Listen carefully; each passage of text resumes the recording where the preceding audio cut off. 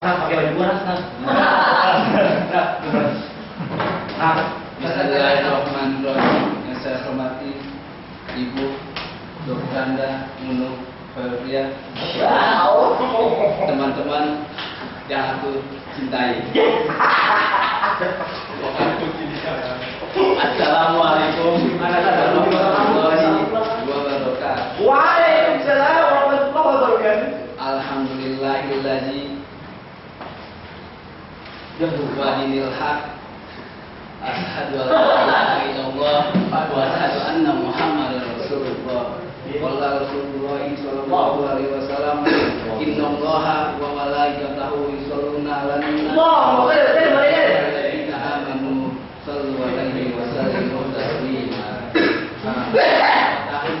Laqad hamdina lakum wa kama min jambika wa ma sallu alaihi. Pertama-tama saya panjatkan puji dan syukur kita kepada Allah Subhanahu wa taala dan salawat dan salam dan salawat kita panjatkan kepada baginda kita Muhammad sallallahu alaihi wasallam. Yang aku tak benar segalanya lah.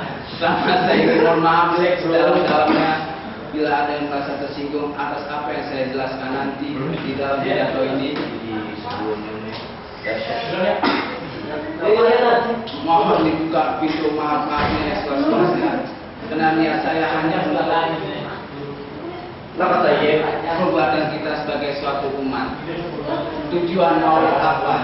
Tujuan maulid adalah untuk ingat bahwa kita mengikuti Nabi Muhammad SAW. Apakah benar bahwa kita masih mengikuti Nabi SAW? Kalau masih mengikuti Nabi Muhammad SAW, maka maulid bagus. Tapi kalau tidak mengikutinya, buat apa kita rayakan maulid setiap tahun? Kalau kita tidak mengikuti Nabi Sallallahu Alaihi Wasallam, terus kita kaji lebih dalam, apakah kita masih mengikuti Nabi Muhammad Sallallahu Alaihi Wasallam?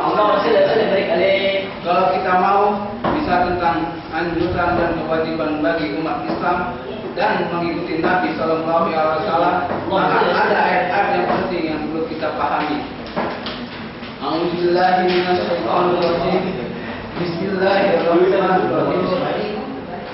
Qul ya ayyuhan nasu inna rasulullahi ilaikum jami'an ladillah mulkus samawati wal ardi la ilaha illahu yuhyi wa yumiit wa aminu billahi wa rasulin nabiyyil ummiyil ladzi yu'minu billahi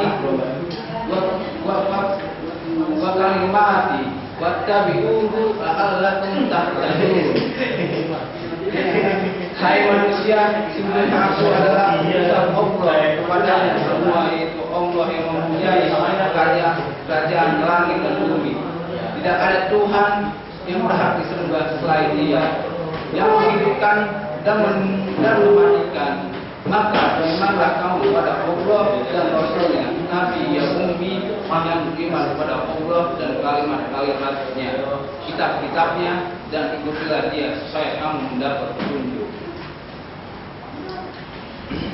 Selanjutnya, mari kita menganalisa perbuatan kita sebagai suatu umat yang mengaku sebagai pengikut dari Rasulullah SAW.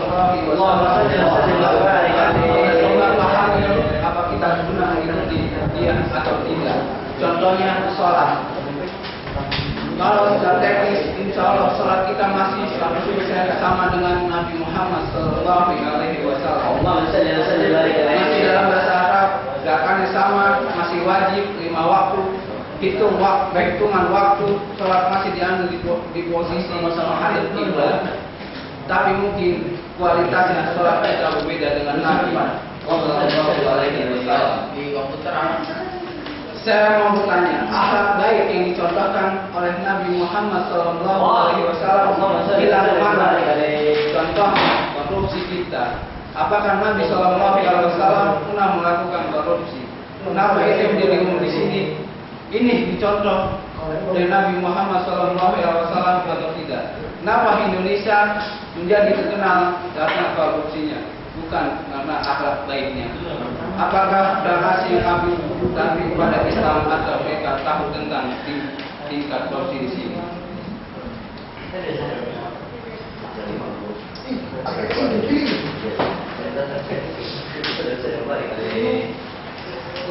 Anak yang dikumpul, contohnya anak yang dipukul karena salah membaca Al-Quran.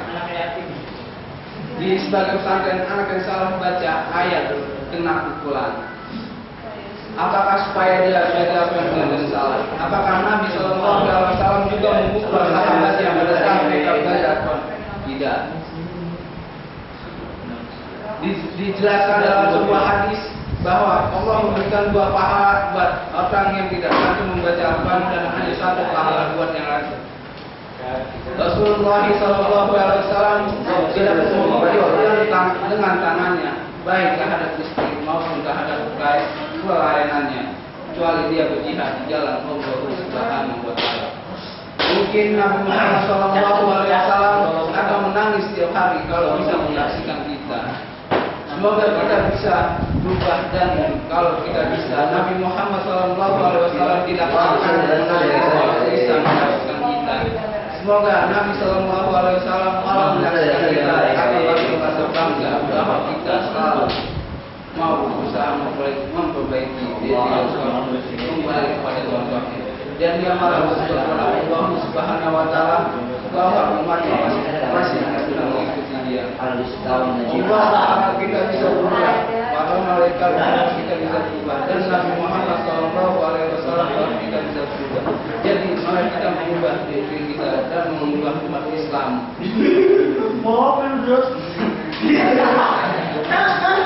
Semoga bermanfaat. Wabillahi taufiq wal hidayah. Wassalamualaikum warahmatullahi wabarakatuh. Waalaikumsalam.